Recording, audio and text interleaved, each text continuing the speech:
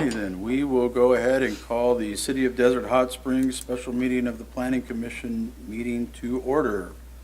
Roll call, Mr. City Clerk. Commissioner Aleman, Present. Commissioner Stover, Present. Commissioner Wagstaff, Vice Chair Nandel, Present. Chair Voss. Present. Commissioner Alleman, will you lead us in the pledge, please?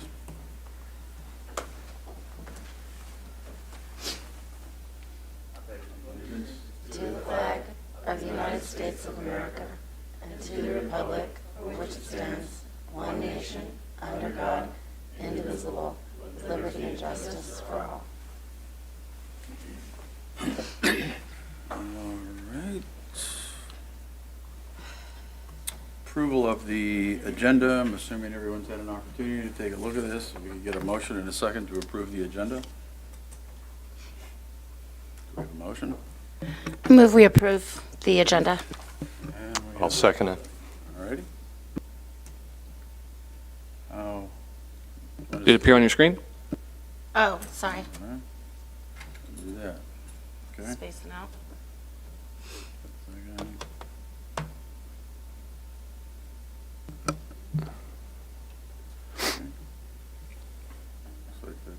Motion passes unanimously. Okay. Next item, public comments. Do we have any public comments? We do not, sir. All righty. And so we will begin with the public hearing. Item number, development permit number 23-3, an amendment to a previously approved development permit to construct an approximately a little over 653,000 plus square foot warehouse and distribution center. Mr. Community Development Director, please. Thank you, Mr. Chair. Principal Planner Patricia Villagomez will present tonight. Thank you. The project site is located on the northeast corner of Calle de los Romos and 20th Avenue on approximately 94 acres, APN 666-370-032, as shown here. On July 15, 2021, the applicant submitted an application for development permit DP 21-14, accompanied by an EIR addendum for the development of a 3.4 million square foot e-commerce industrial warehouse. On March 8, 2022, the Planning Commission approved development permit 21-14 and certified the EIR addendum.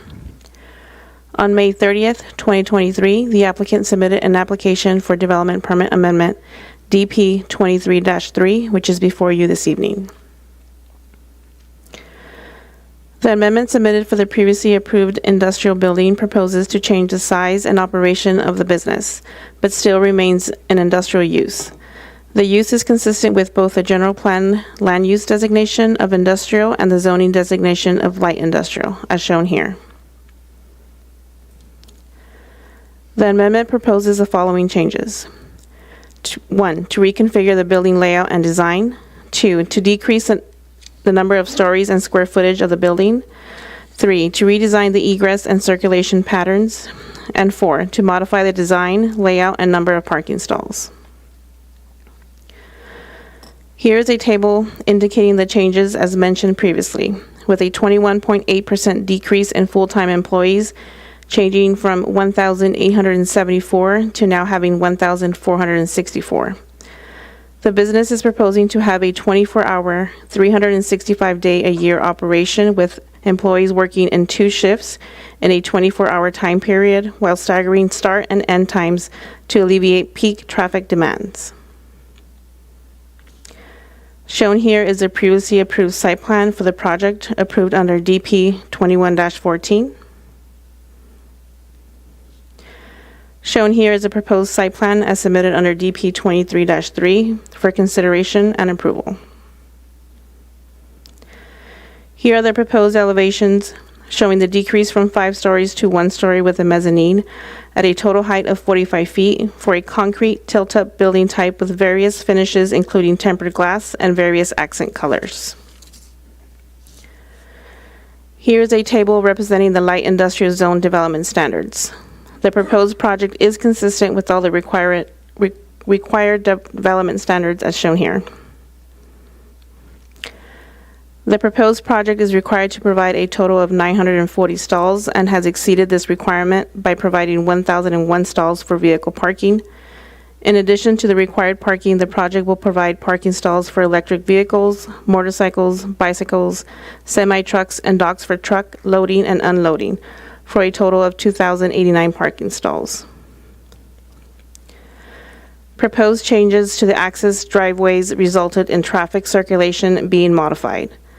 The previously approved project included 2 driveways along 19th Avenue, 1 driveway on 20th Avenue, and 4 driveways along Calle de los Romos. The project is now proposing local access via 1 driveway on 20th Avenue and 3 driveways along 19th Avenue. The driveway on 20th Avenue is for exiting truck traffic only, while main access to the site is on 19th Avenue. Right-of-way easements are proposed along the future extension of 20th Avenue to the south and 19th Avenue to the north, and a new 60-foot wide public roadway is proposed along the western perimeter of the proposed site plan. On the west, Calle de los Romos would be built to the full right-of-way width between 19th and 20th Avenues. 20th Avenue will be built to a full 88-foot right-of-way. A traffic signal will be constructed at 19th Avenue and Indian Canyon Drive to account for the increase in traffic along 19th Avenue. On March 8th, 2022, the Planning Commission reviewed and certified an addendum to the General Plan EIR for the original approved project. The city has reviewed the proposed reductions to the original project and has found that there are no substantial changes, impacts, or change conditions that warrant additional review under CEQA pursuant to Section 15162A, and has accepted the applicant's memorandum in support of these findings. And with that, this is a recommendation of approval for development permit number 23-3 to construct an approximately 653,442 square foot warehouse and distribution center, subject to the conditions of approval and findings for APN 666-370-032. That concludes my report. I'm available if you have any questions. The applicant's here, and I also have the city engineer here. Thank you. Okay. Mr. City Clerk, just for yourself, I got a message from Commissioner Wagstaff. He says he's out of town for work. I had messaged him as well to try to see if we could get a hold of him. I don't know. You guys can figure out what's approvable or not, but just facts. There you go. Okay. Next item is entertaining questions of staff from the Planning Commission. Oh, commissioners. Commissioner Alleman, do you have any questions? Okay. For the development. I see there was so many stalls. I did not see one for handicap for your employees. Is that an option you're giving your employees? Parking? How many?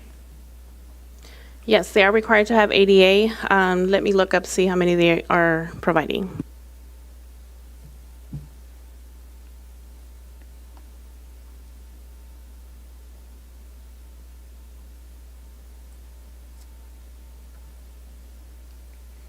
I apologize. I see them now on the plan. I didn't see them before, or it wasn't mentioned in the report either. Okay. So you good? Yeah.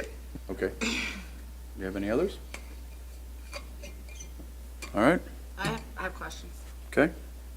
Okay. First of all, for staff, in regards to the letter from Sierra Club, were those issues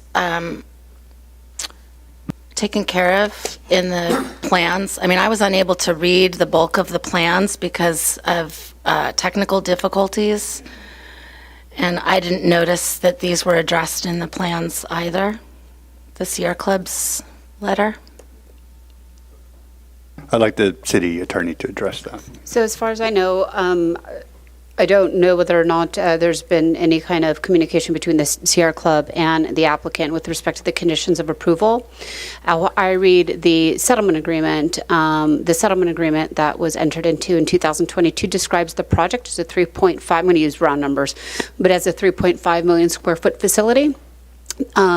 which obviously is a very different project, meaning it's different in terms and size, everything than before you this evening. But that said, I think that the planning director, do you have some extra information in terms of what the applicant may or may not choose to do with those conditions? That's correct. I believe the applicant says they're still in agreement with all the conditions, even though it's a different project. Okay, and we could go ahead and verify that with the applicant when they come up for the public hearing.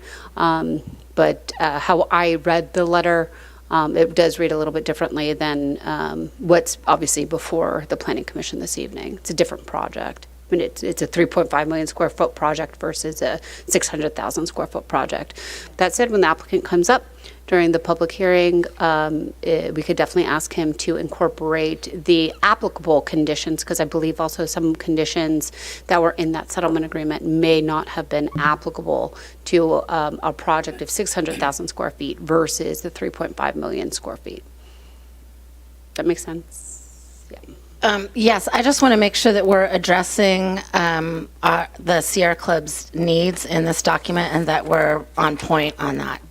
I don't want to, if we have a settlement agreement, then I want to make sure we're honoring that settlement agreement. And actually, some of these things like the solar and the energy efficiency and some of the items related to transportation, I was able to read and see in the report that we received. Yeah. Some of those Like I items said, may I have was been in there. unable to read the bulk of the 2,195-page report because it didn't work on my computer. I have issues with that, and it's not just my computer. In fact, I asked other people to check on their computers, and they had similar issue. So I don't know if, for staff in the future, if we need to split those documents into smaller chunks so that they're easier for people to access, so that we don't have any holdups in people's inability to access the information. My next question to the staff is, what is the benefit to the city for this project, other than a few roads and property tax and jobs? Can you please describe for me what is the benefit to the city? Well, there's definitely the property tax for both the structure as well as the equipment inside the structure. A lot of the public roads within the area are going to be built out according to our master plan. And I think the biggest benefit is the employment for the city. So that many full-time jobs would be a big boost for the city. Okay. And in the staff report, which is mostly what I was able to access, I noticed that there was 1,464 jobs mentioned. And I suppose this is going to be for the applicant, but I don't know that you guys would have this information. What percentage of those are full-time and benefited? What are they paying? Are they going to pay overtime? How many part-timers are there in addition to full-timers? And also how many of them are truck drivers? Or are these going to be staff that are working on campus in the facility? So I have a lot of questions about that, but maybe you guys are the wrong. I think the applicant should address those questions. Okay, thank you.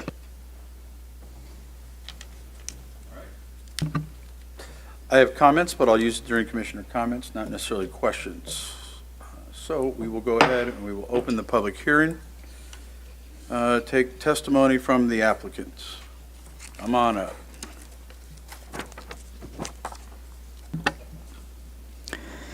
Good evening, commissioners and staff. My name is Brian Frary. I work for a company called Seafried Industrial Properties. We are a national developer, and we are the applicant for this project. We have been contracted by our client to oversee the process of the land acquisition and the entitlement design and ultimately the construction of the project for our client.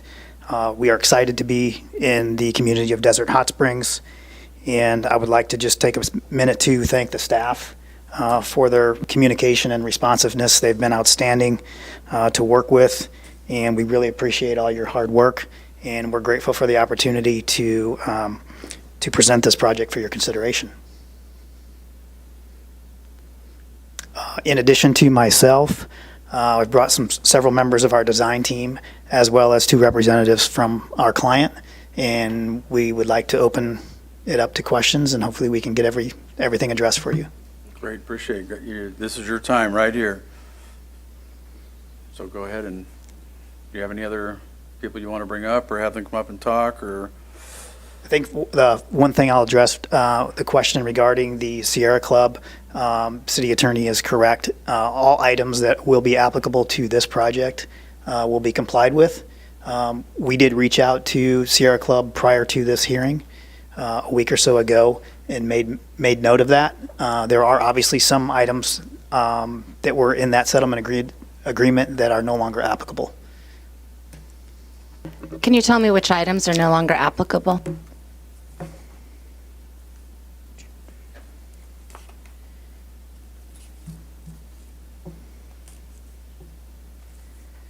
So the reference to the light delivery vehicles, 20% of light delivery vehicles serving projects shall be zero emission. There obviously will not be any delivery vehicles for this project. That was probably the biggest one of note. I'd have to run through and look to see if there's anything else that pops off, but I know that was the biggest one. Mr. Chair, members of the commission, if I may.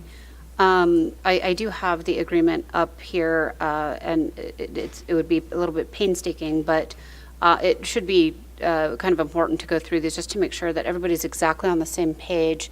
If that's the only one, we could go ahead and use the rest of them and include the other items as conditions. But for example, the first one is the solar, array on roofs. Second one is within a year, developer shall install 4 hours of battery backup, et cetera. And the reason why I'm so sorry, the reason why I'm doing this is that we need to make sure that if there are conditions of approval, that we want to make sure to have a clean record. So if that's the only one that would not be Which page are we applicable. looking at on those? Which page are we? Thank you, Madam Attorney. That's exactly what I'm looking for. Sure. So the item before you, actually, what I'm looking at is not before you per se. It was part of the settlement agreement. The settlement agreement was for a project that was approved back in 2022. When what I'm going to say, this project, however, it's a different project, had 3.5 million square feet. It was the Project Viento settlement agreement. And I don't think you have this before you. It was within the Sierra Club's letter. So it was an exhibit to the letter. So the Planning Commission obviously received that. We also have copies, of course, for the audience.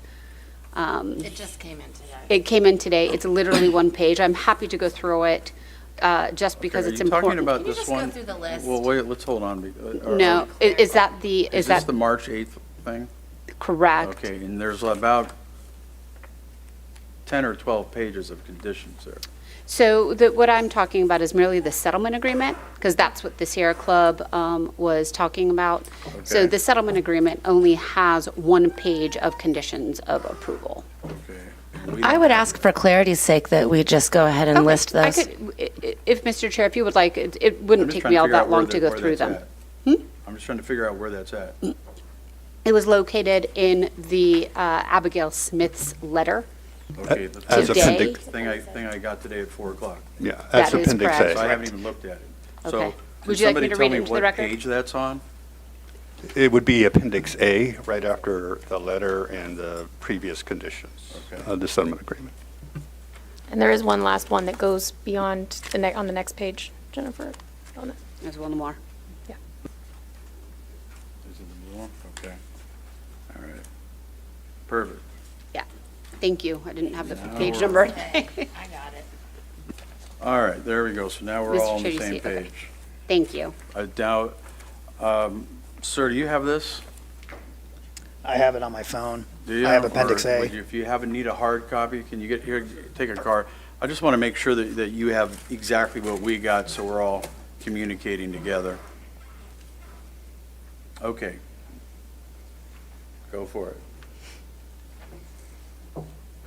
And forgive me, Mr. Chair, but this way we can strike out, and the applicant has the ability to strike out, and that, so does the commission, items that would not be applicable. And this way we could ensure that that the Sierra Club's concerns are being addressed. Yep, perfect. I think we all got it now, so now we know what we're dealing with. Did you want to go over the list?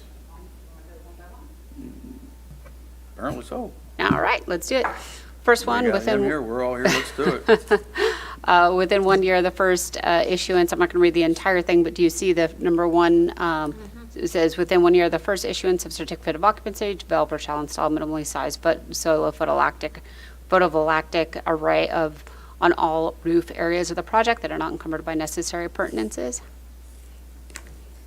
That's still applicable. Okay. Okay. Within 1 year of issuance of the first C of O, developer shall install 4 hours battery backup. Still applicable. All buildings shall be designated and constructed to attain LEED silver equivalency. Still applicable. And I'm sorry, just for time's sake, I'm shortening these a little bit. That's all right. But these would be the ones to be incorporated. At least 20% of light-duty delivery vehicles serving projects shall be zero emission. No longer applicable. No longer applicable, okay? Developer affirms project is entitled for cold storage, refrigeration, et cetera. Not entitled. Still applicable. Okay. Truck idling shall be limited to no more than 3 minutes. Still applicable. Okay. Other equipment terms, upon following occupancy of the project by any tenant on all on-site cargo handling equipment, including but not limited to forklifts, et cetera. Still applicable. Okay. Except for emergency equipment, shall be no diesel-powered generators. Still applicable. Prior to the issuance of final occupancy, developer shall install 100 level 2, et cetera. Still applicable. Developer shall be allowed to install these charging stations after issuance of final occupancy permit. Yes? Yes. Okay. All right. And there's more to it. And that's it. I don't know if Sierra Club is still asking for attorney's fees or not, but that would not be, I don't know why that would be part of a land use developer condition of approval. Yeah, that wouldn't be for Yeah. us. Okay, good. So we got some Okay, that's- clarification, so Thank you for when it comes time to a motion, we'll be able to, we'll have that. Yep, perfect.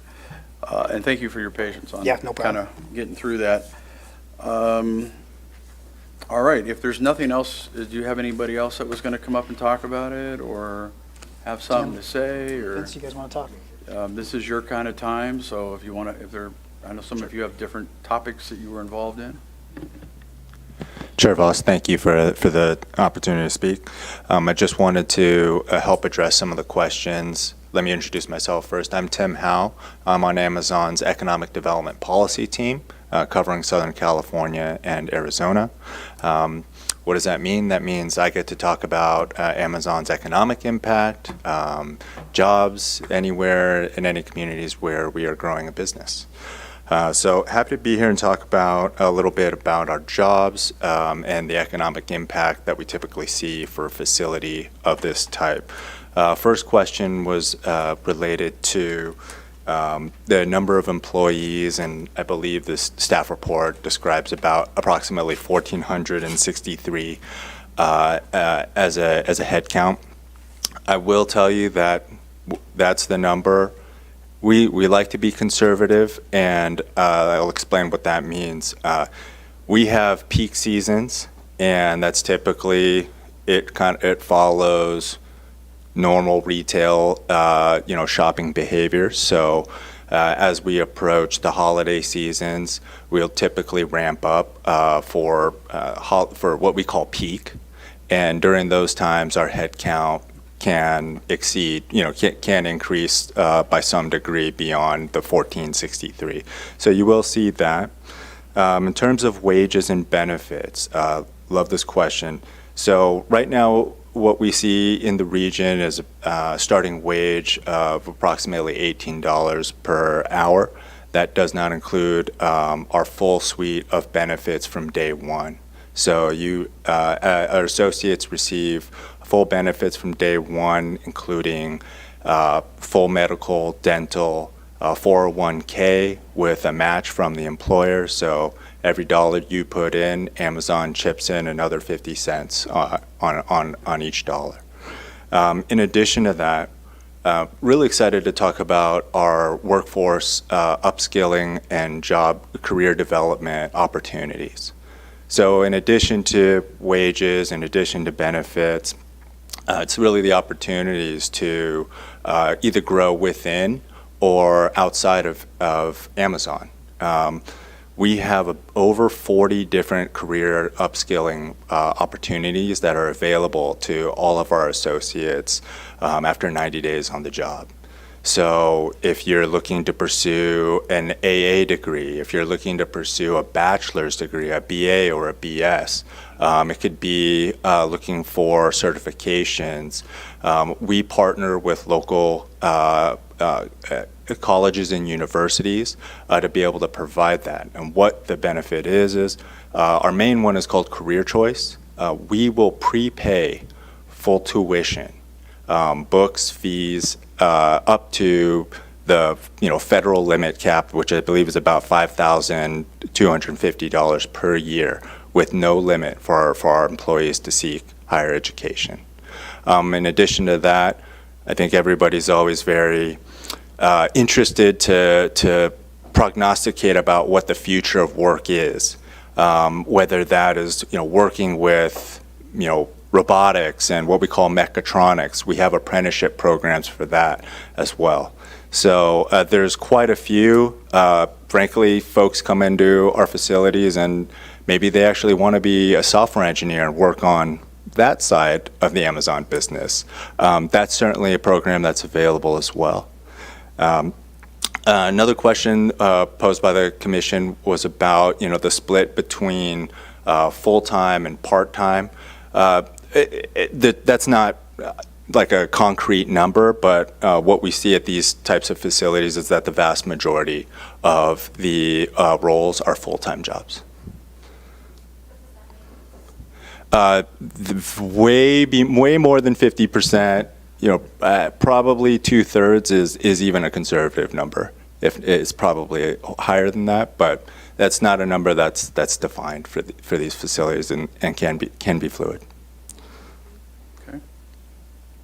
I hope I answered any questions about that. But my only other comment was just about economic impact, and I do want to share, yes, the jobs are important. Within the facility, I think a question was posed about does that include jobs for drivers?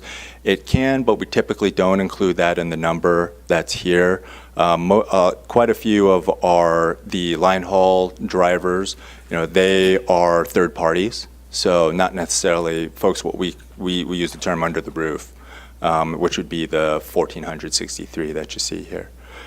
Beyond that, we do like to keep metrics of indirect job creation.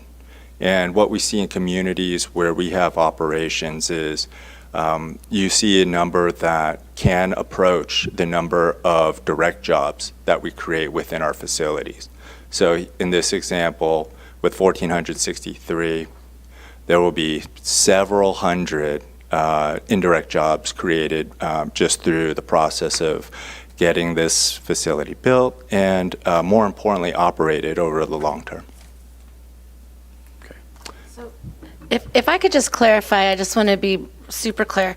So the 1463 jobs, that's not construction jobs. Those are jobs to work within the facility after it's built and running, correct? That's correct, Commissioner. Okay, thank you. Great. Unless there are any other questions for me, and I'm happy to return. We have, just one quick one, going back to economic impact. I'm curious, all these employees during their shifts, when it's lunchtime or dinner time, what do? Do they leave the building and go to the community to eat, or are there kitchens or something in the facility? What is the economic impact that they will have on local businesses? Associates they certainly have choices on what they can do, but within the facility we do have areas we call cafeterias or galleys where they can eat their lunches within the facility.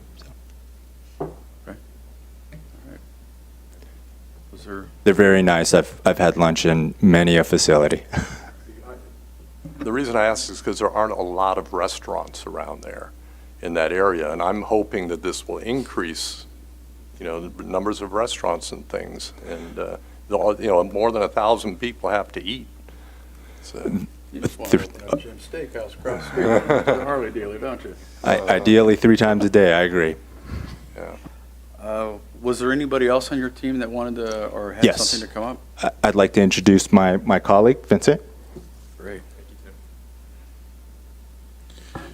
Hi, Commission. Vincent Ciccone here with Amazon. I'm a senior entitlements manager with Amazon. I cover a national geography. And Tim did a great job of covering a lot of our major, benefits we offer, career choice being one that I'm, especially fond of. Many people that Tim and I work with could be more of an office setting, although him and I are in the field. Regularly work with people that have come through the warehouses. And within the warehouses themselves, there's various levels of sophistication to run these operations. I'll be going into a little bit about this type of facility and how it fits within our network, which I think is interesting and informative to how important it will be. But there's many opportunities within Amazon, as Tim alluded to, and I think if you view Amazon as an innovation platform and our warehouse locations and footprints as platforms that we can do all different types of things in the future, as we incubate different aspects of our businesses in these facilities within the warehouse context, of course, there's a lot of potential. And a little bit about the facility type. So these inbound facilities, we call them inbound cross docks.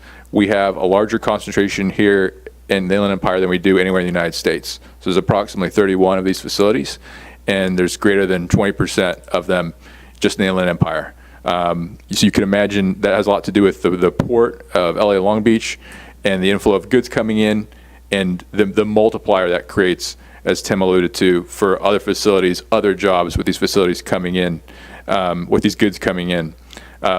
Many of these facilities have been further west, so this is kind of a great stepping towards going further east, bringing all that further east. Something about our e-commerce operation, over 60% of the goods that are on Amazon are by third-party sellers. That's a program called Fulfilled by Amazon. And those are kind of small, medium-sized businesses, everywhere from, overseas, locally, LA County, Inland Empire, et cetera, that will all use these facilities for their goods and to get products on the network. So I think there's a lot of reasons to be optimistic about this facility, and think of it as a platform for future growth. And if there's any further questions, I'm more than happy to answer them. Thanks. Appreciate that, thank you.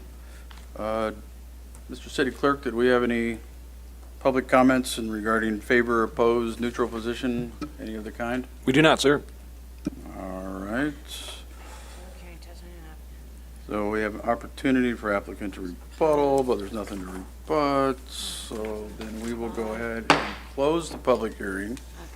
And Planning Commission discussion. Any commissioners have any items? Well, are we still asking questions of those guys, of the fellas, or no? That's what that was for earlier. Yeah, we just closed Okay, well, then public. I'm just going to discuss. Well, but we'll have to reopen the public hearing then That's if fine, you, I can reopen it. yeah. All right, so are they just discussion items or are they actual I questions have for? a lot of questions / discussion items. I have a whole list of stuff, Okay, all right. but I was letting the fellas say their piece. Right, okay, then let's go ahead and reopen the public hearing just in case it's something that has to be answered by the folks themselves. Okay. You ready for me? Yes, ma'am. Okay. Thanks so much for coming out, you guys. I really appreciate your time, and I know that you guys put a lot of work into putting together a huge proposal that I could not even get through, to be honest. But I did what I could do, and I did a lot of research about warehousing and distribution centers and cross docks. And I noticed that this is the furthest east and probably the hottest area that in Southern California that Amazon's going to intending to build a cross dock facility. And I know that there's been a lot of issues about heat and heat exhaustion and health of workers in relation to heat. And I'd say one of my major concerns is with 132 loading docks, how are you going to seal the envelope and keep that facility cool enough as not to endanger the health and the lives of our citizens here in Desert Hot Springs who would potentially be working in this facility?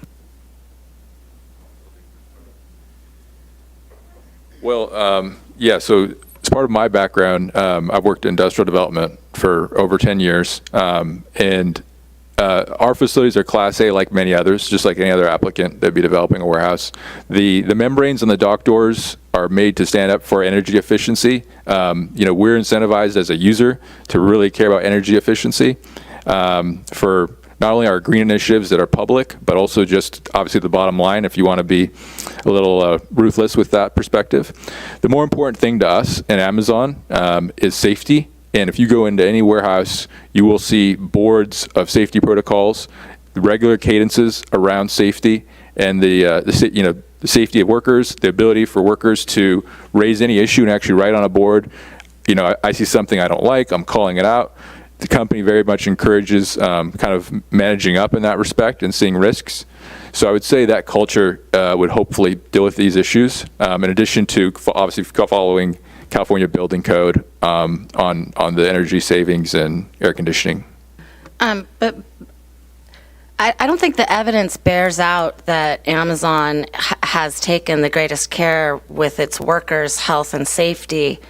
As far as the OSHA statistics are concerned, Amazon is carrying a third of the freight in the country and experiencing 49% of the accidents in their warehouses, which is an extremely high percentage compared to the others. How do you address that? Is that data from OSHA or? Yes, from OSHA. Yeah, well, I'm not familiar with that actual data point. I know, I've worked for a couple safety conscious companies in my life. So I've worked in construction industry before, and human life is taken very seriously. I'd see the same thing I see at Amazon, any other great company. In fact, even better than small and medium-sized private businesses that you would hold us to in terms of a standard. So I don't know those exact statistics, but I do know the practices that we work in, and I can say that they're Class A and highly recommended. I don't know if you have anything to say on that, Tim. I am not the workplace safety expert, so I will caveat that. However, it's a point well taken, and it's something that the company owns, which is, and just to give some context, if we rewind back to a time none of us really want to reminisce on, which was the time during the pandemic, one of the things that happened was there was just a huge spike in online shopping and demand for services through Amazon.com. At the same time, we were in the midst of a pandemic, and we went through a massive hiring and scale up to be able to meet that demand. I think what the data that you're referring to, quite a bit of it is from this time when there was just the confluence of factors. Since that time, Amazon has doubled down on, let's get this right. First step in that was we have a number of guiding principles at Amazon. We call them leadership principles. And they, if you can think of what do you tape to the wall in every room, that's kind of that's the level of significance that these bear. What we've added over the last as we were coming out of the pandemic was an additional leadership principle, which was to strive to be Earth's best employer. And so while we are not always perfect, we strive to be vocally self-critical and strive to attain that goal, not to be Earth's second best employer, but to be the best employer. And that is absolutely paramount in terms of employee safety. So, Commissioner, to your original question about how we maintain temperatures, we can certainly return or provide staff at a future time information from our subject matter expert that can explain how we manage temperatures for the associates that are working. Yeah, So I we'd be happy to certainly do that. would be interested to have the details on how the temperature is going to be managed. I know that OSHA has just passed new rules on heat in the workplace, and that they've stated that heat illness can occur below 65 degrees, and that also labor, strenuous work done at temperatures above 77 degrees are at higher risk for heart problems, heat stress, stress-related illnesses. So I would be interested to find out how this warehouse, this proposal, would be kept cool enough to keep our constituents safe. I can share just an anecdote. As I mentioned earlier, I also cover the state of Arizona. You may or may not be surprised. There is a significant proportion of industrial facilities, warehouses, uses that are not too dissimilar from this use that do not have air conditioning. That is not going to be the case, obviously. This facility is That going won't to be. fly here. I hear you, and yeah, that's a kind of a believe it or not situation, but it is the reality. That's not the situation with this facility. This facility will be world class. Will meet the highest standards of energy efficiency. So that's our goal, and we'd be happy to share with staff more detailed information on how we manage that. Yeah, and we can have, I mean, it's not something actually in the commission's purview, frankly, so, but what we can do is in our information packet or email, It's not in the purview. as the development gets going. I think health and safety is in our purview. This is not in our purview. So, I can tell and you. I'll go ahead and comment on that real quick, Mr. Chair. This is really, first of all, the use is permitted, correct, as a matter of right. So that's number one. Number two, health and safety is always important, always.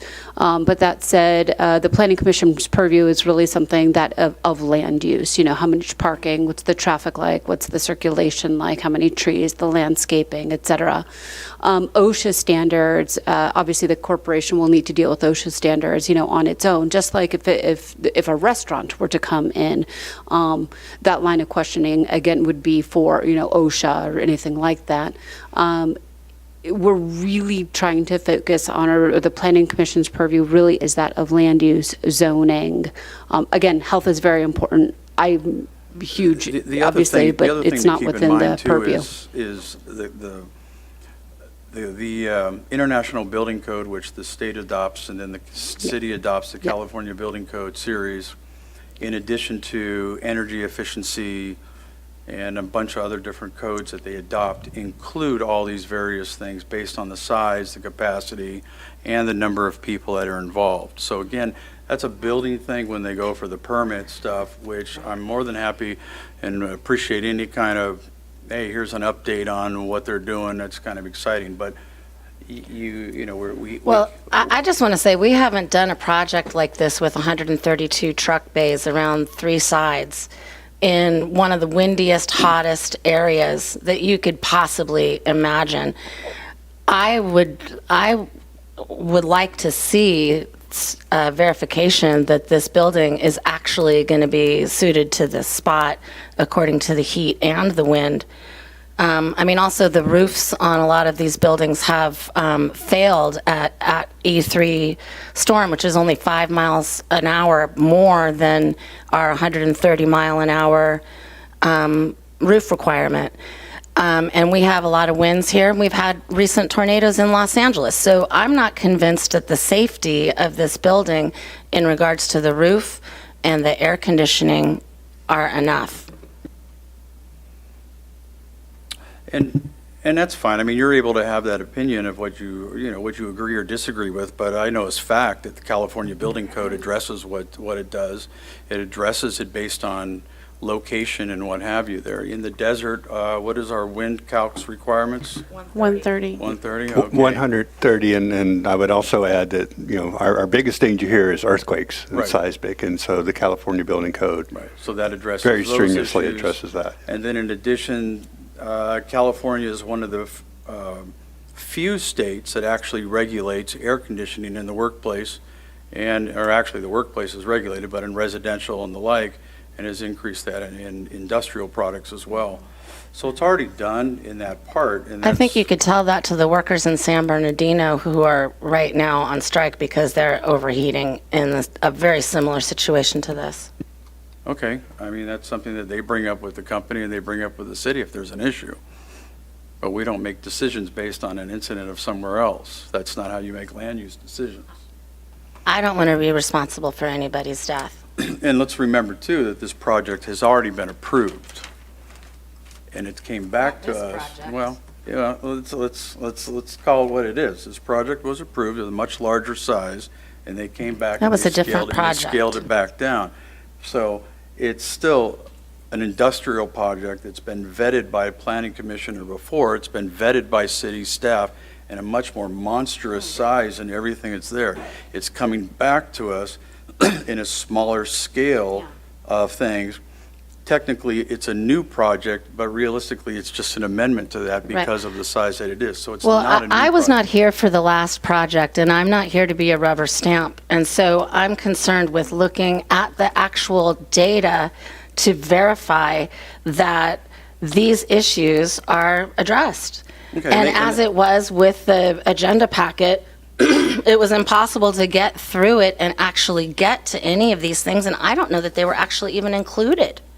And according to these gentlemen, it sounds like maybe they weren't. Well, as long as they follow the California Building Code and the Energy Efficiency Code and the Electrical Code and the Mechanical Code, they're fine. And our plan check system, which is required by the state law, also requires that those meet those standards too. It's not going to be in your staff report. It's simply not. It's not something you put in there that just tells them that they have to adhere to California Building Code standards, and then our city plan checker is the one that reviews it and makes them make sure that it is meeting those requirements by the California Building Code, which is what City of Desert Hot Springs has adopted.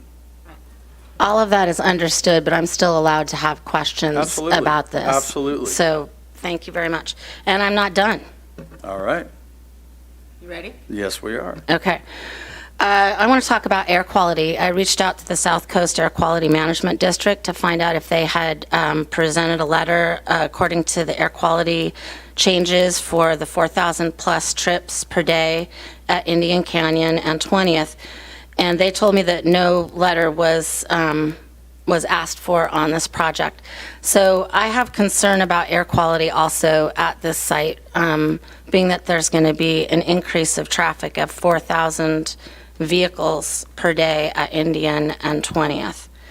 I'm thinking maybe we need to have South Coast Air Quality Management District weigh in, seeing that all of this air pollution is going to be going down to Indio.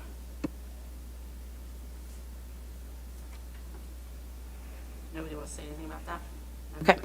And then ultimately, the final thing, which is probably the most for you guys, because you guys, anyways, whatever, he doesn't like it. But I'm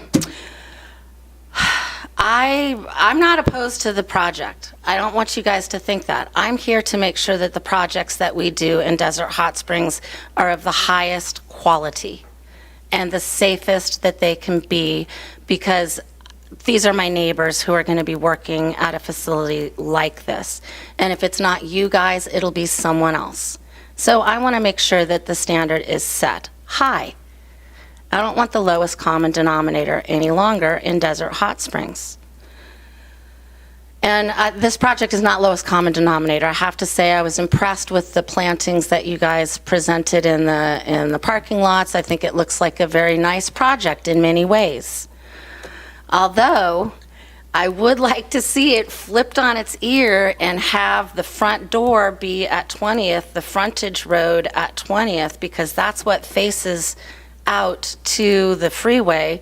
So when you're driving into Desert Hot Springs, What I really want to avoid is becoming Fontana, where you're driving on the freeway, and the next thing you know, you're in a canyon of distribution centers on either side. You cannot see the mountains on either side. You can't see anything except for distribution centers.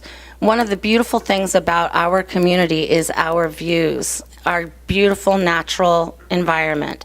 And so what I would like to see is, I don't know, Danny, can you put that, did you get that picture I sent?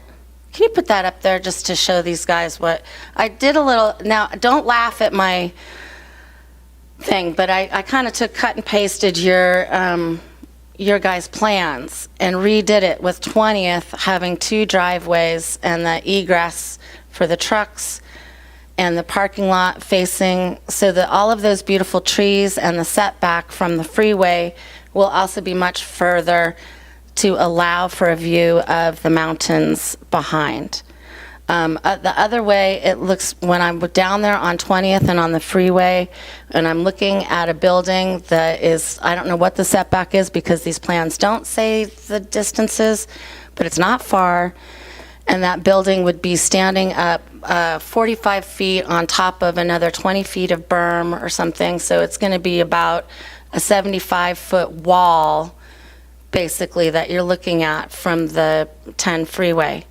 And it's the start of that very horrible canyon of warehouses, which I do not want to see happen here. I think we need to see variation.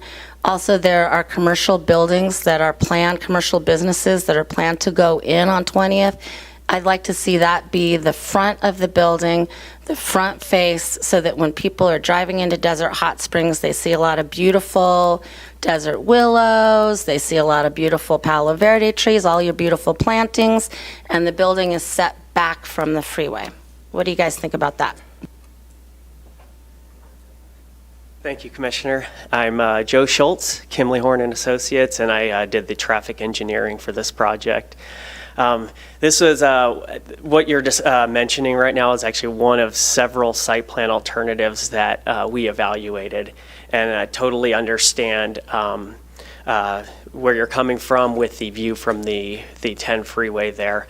It was actually at my urging that the building was flipped towards 19th Street. And the reason was there's would be a lot of concerns from a traffic perspective having all those trips right along 20th Avenue. Having the site up to the north along 19th, it allows traffic from the freeway to travel down Calle de los Romos, down Indian Canyon, along 19th and 20th. Having the driveways located along the south, especially for the outbound, when folks are leaving the site after the shift changes. One of the big concerns is left turn movements in traffic, and those are your highest delay movements. They cause all your delay at the intersection, have queuing impacts. An orientation along 20th Street with the driveways, with the driveways along 20th, what you'd have is during the outbound shift change, you have all those movements along 20th Avenue taking a left to go onto the 10 West, or taking a left at Indian Canyon to get back to the 10 East interchange. So this is why I suggested the orientation to the north, just because traffic would have more roads to circulate in on. There'd be a little bit more options with those patterns there, and to reduce some of those left turn movements that would happen. Mr. Community Development Director, could you put up the plan that's being proposed so we have an idea of what the landscape is and those type of things?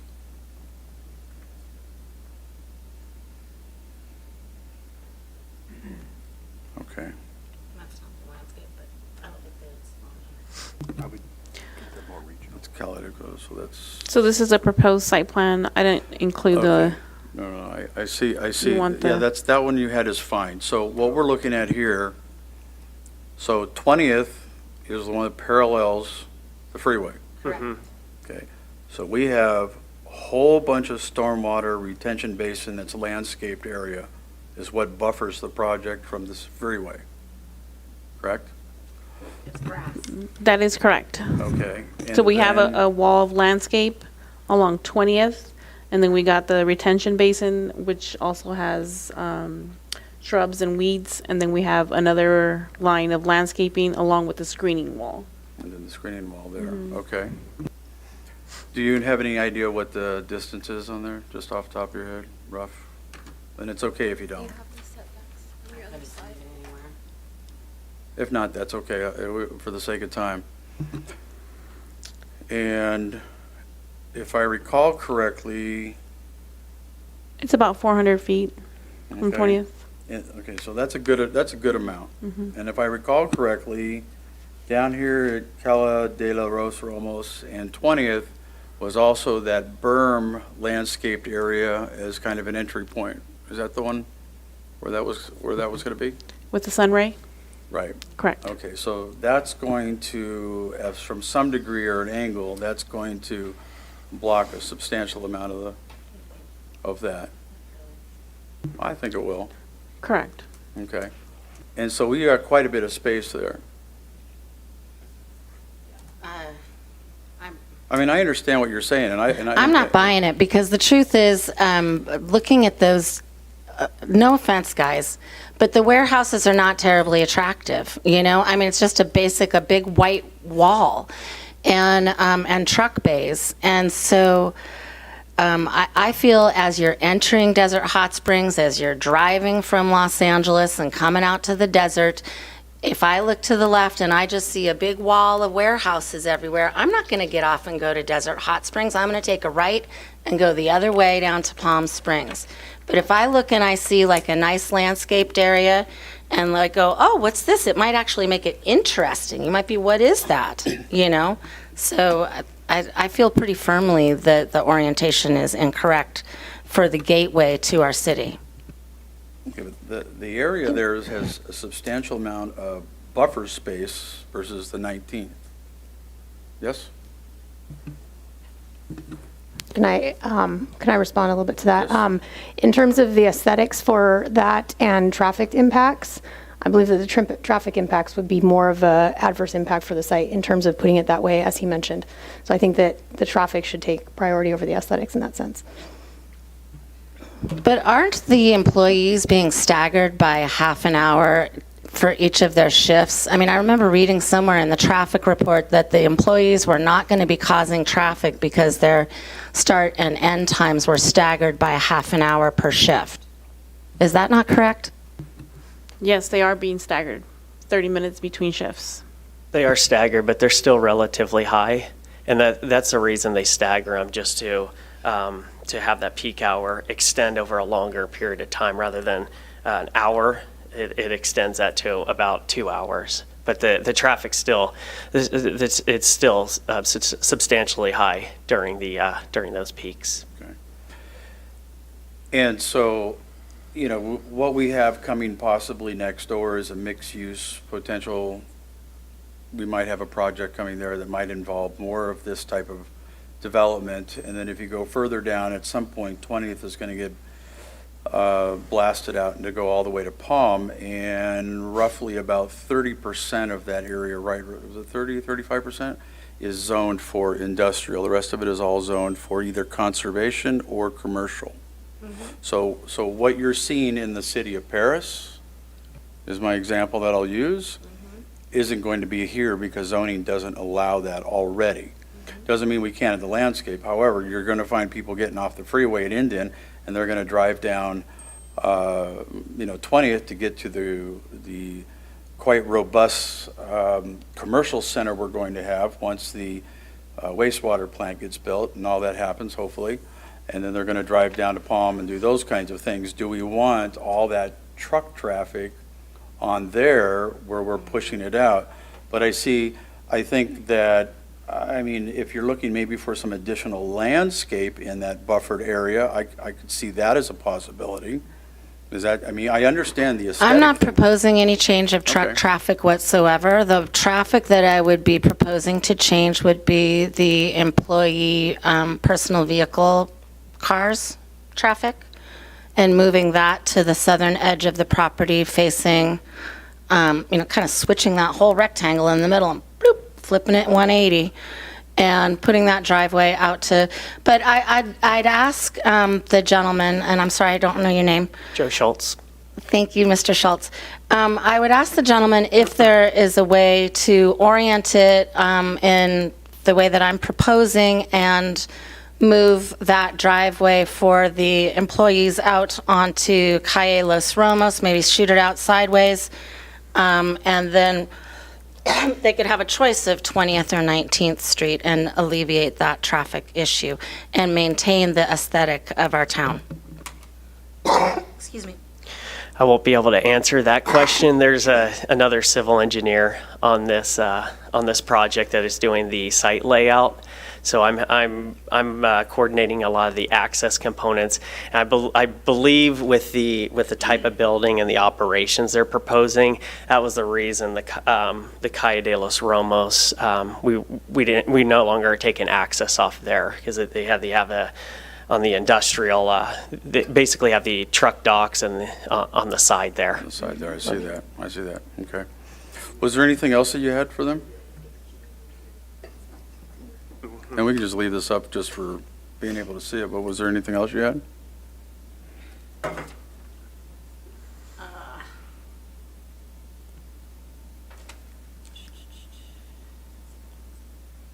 for being patient. Just think if I had read this thing, how many questions I would have. Oh, God. No, I think that's good All right, for now. so before we close the public hearing, just getting last if there's any questions of commissioners, because I don't want to reopen this hearing again. The next is just discussion items amongst ourselves and the staff, not questions directly of them. So if there's no further of them, all right, then we will go ahead and close the public hearing. And then now we will have Planning Commission discussion. Any comments on anything? I do. So I like this project. I think it's a great project. The number of jobs that you're bringing to our city is the equivalent of what the entire cannabis industry has brought to our city. So thank you for that.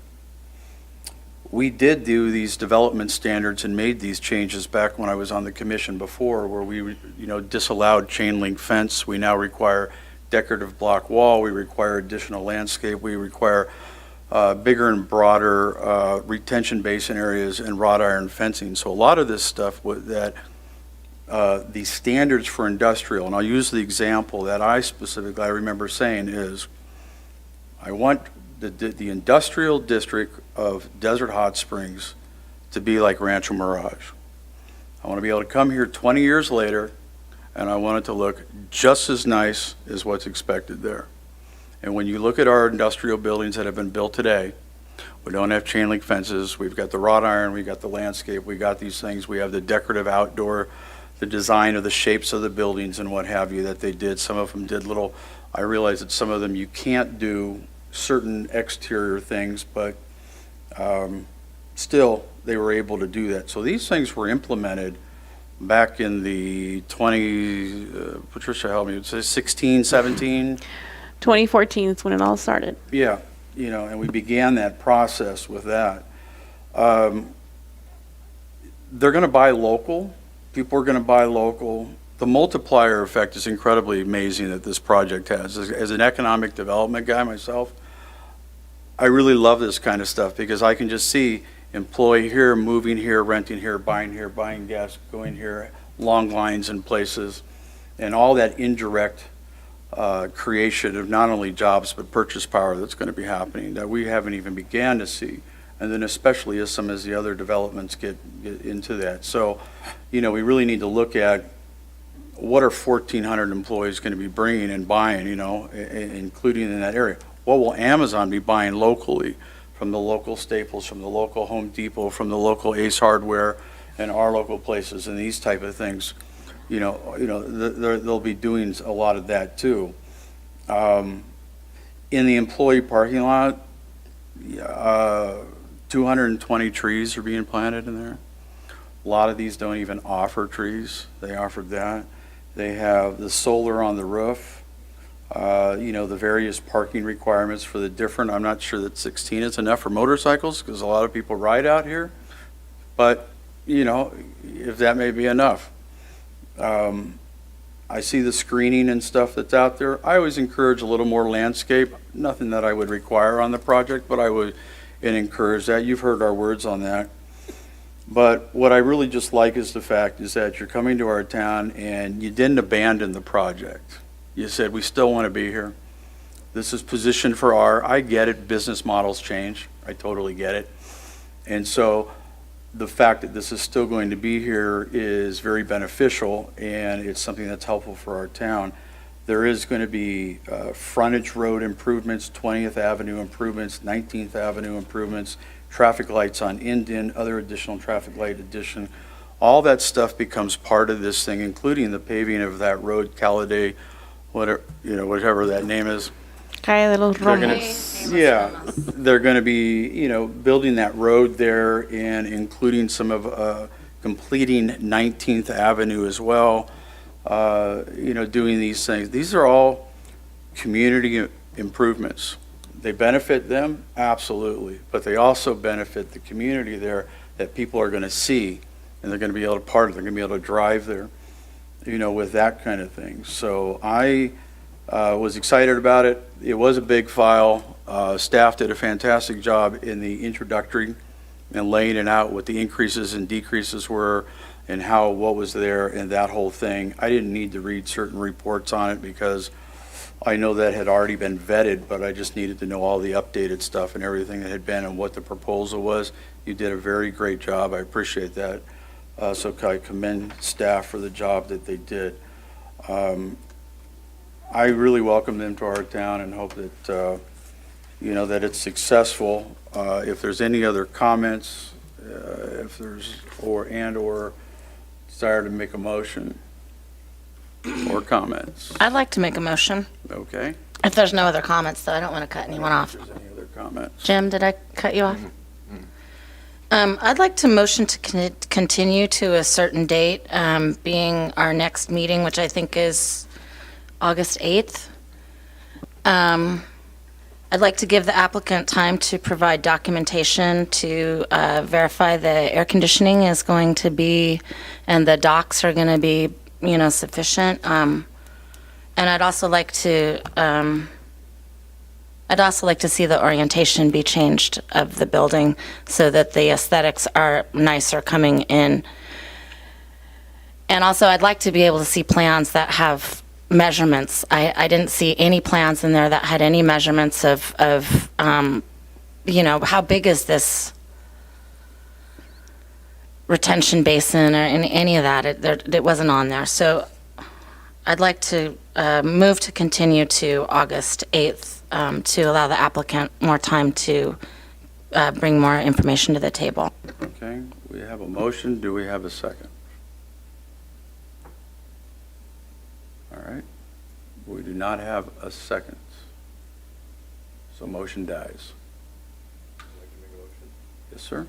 I'd like to make a motion that we approve development permit number 23-3 to construct an approximately 653,442 square foot warehouse and distribution center, subject to the conditions of approval and findings.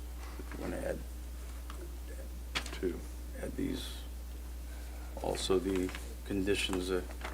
the conditions, just include these in the. The motion makers made a motion to approve along with all the conditions and Along with also the the conditions that were read into the record Right. by myself. Okay. Minus the developer shall pay fee. We can't require Correct. them to pay a fee. Correct. And also minus what the developer said that Okay. were infeasible or not applicable, I should say. Okay? Okay. All right. Second. We have a motion. We have a second. We got, on the screen. it's on the screen.